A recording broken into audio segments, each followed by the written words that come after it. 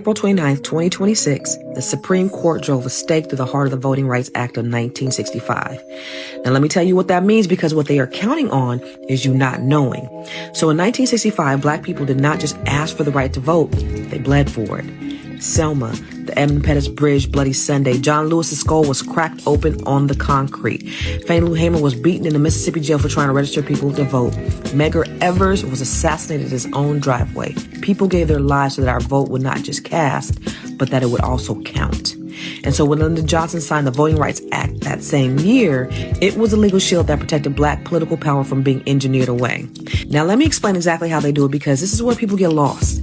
They don't take your ballot. What they do is they take the map. Every 10 years, after the census states redraw their congressional district, they decide which neighborhoods go into which district, and that decision determines who your representative will be. Now, in a fair system, if Black voters make up 40% of the state, then they should have real influence in roughly 40% of the districts. They should be able to elect people who actually represent them. But there are two tricks that they use to make sure that never happens. The first one is called packing. They take as many Black voters as possible and they stuff them all into one single district. And that district gets one Black representative, and every district surrounding it becomes majority white.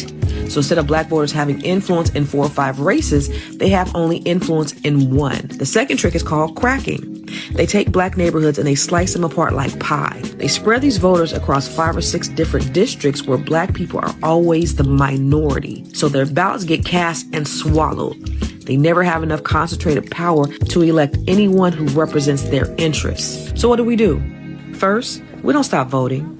Don't let them win twice. We vote in every election. Federal, state, local, school boards, judges, district attorneys. Those local elections shape your daily life more than any presidential election. They can redraw the lines. They cannot redraw our power. Look at Asians.